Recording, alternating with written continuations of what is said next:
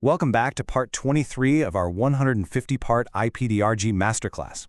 I'm Harshal, and today we're decoding Group 4 root operations. Let's dive right into this explainer, because this specific group is absolutely essential for anyone looking to master the inpatient coding environment. But first, a quick message to our dedicated learners. If you are enjoying this lesson, please like, share, and subscribe to this channel, and share it with friends for this free course on Decode Healthcare with Harshal. Your support is exactly what keeps this masterclass going. Okay, before we jump into today's fresh material, let's do a super quick recap of part 22. Remember how we tackled operations involving cutting or separation? We looked at how division separates a body part, while release frees a body part from abnormal constraints, like the lysis of adhesions. Keep those physical distinctions in the back of your mind, because today we are shifting gears. Today's syllabus covers 4 specific operations that involve putting in, putting back, or moving a body part. We're looking at transplantation, reattachment, transfer, and reposition. All right, let's kick things off with our first structural pillar, transplantation, which is represented by the character value Y. The ICD-10 PCS definition for transplantation is strictly defined. It's putting in or on all or a portion of a living body part taken from another individual or animal to physically take the place or function of a similar body part. Now, the absolute crucial point here is that the native body part may or may not actually be removed during the procedure. This is the root operation we use when a donor organ is placed to take over for a dysfunctional natural organ.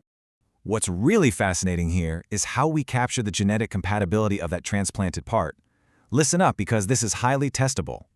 The 7th character in your PCS code is the qualifier.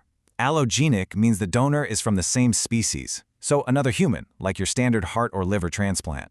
Syngeneic means the donor is a genetically identical twin. And zooplastic means the tissue is of animal origin, like using a porcine or pig valve. You absolutely need to memorize these qualifiers, as they are a fundamental part of coding value Y.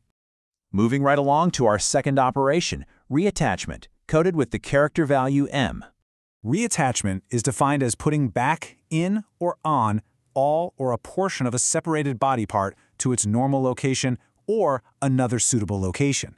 I really want to emphasize the word separated here. This root operation only applies to body parts that have been completely cut off, completely severed, or avulsed, usually due to some severe form of trauma. Picture a patient rushing into the ER with a completely severed finger or thumb. If the surgical team puts it back, that is reattachment. Other common clinical examples include the reattachment of an avulsed ear, or even the replantation of completely avulsed teeth back into the jaw. Remember, during reattachment, the vascular circulation and nervous pathways might be successfully reestablished, or they might not be. But the surgical objective, that remains reattachment, value M. Next up is transfer, represented by character value X. This operation introduces one of the most important rules in all of PCS coding. The definition of transfer is moving, without taking out, all or a portion of a body part to another location to take over the function of that body part. Mentally highlight, circle, and star the phrase, without taking out. That right there is the defining characteristic of value X. Tendon transfers and skin pedicle flaps, which are incredibly common in complex hand surgeries, are your classic transfer procedures. Now, in procedures like a tram flap breast reconstruction or a skin pedicle flap, we also have to remember the deepest layer rule. Whenever you code a flap transfer, the body system character always reflects the deepest tissue layer in the flap. So if it's a myocutaneous flap, which inherently includes muscle, the body part coded is the muscle layer. Now, we need to contrast these two, because this is a massive stumbling block on certification exams. With reattachment, where the body part was completely severed, the vascular circulation may or may not be reestablished. However, for transfer, we have the golden rule. The vascular and nervous supply is never cut free. It remains physically connected during the entire move.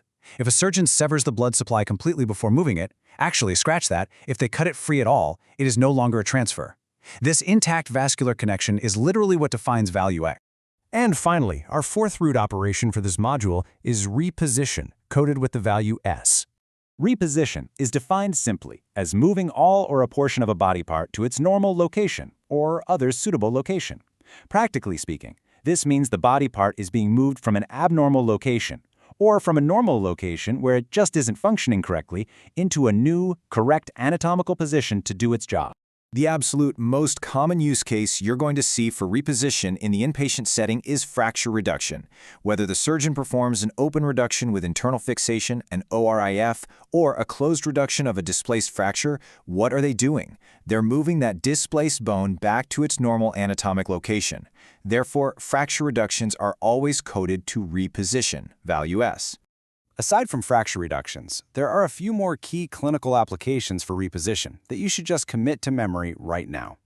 Moving an undescended testicle to its proper location, an orchidopexy, is reposition. The transposition of a nerve, or the repositioning of a joint structure or ligament, those also fall squarely under value S. The body part might be cut to be moved, or it might not be, but the primary objective is relocating it to its proper anatomical home. You've done excellent work today. Let's wrap up this explainer with our key takeaways from Group 4. Let's recap the cognitive loop we just built. Step 1. Master those transplantation genetic qualifiers for value Y: allogenic, syngenic, and zooplastic. Step 2. Remember the golden transfer vascular rule for value X: the blood supply is never completely cut. And Step 3. Automatically apply reposition, value S, anytime you see a fracture reduction document. You are making great progress through this material. Coming up in Part 24, we'll be diving into Root Operations Group 5, where we decode the specific guidelines for altering the diameter or route of tubular body parts. We'll be covering restriction, occlusion, dilation, and bypass. It's an absolutely critical module for vascular and GI coding, so you won't want to miss it.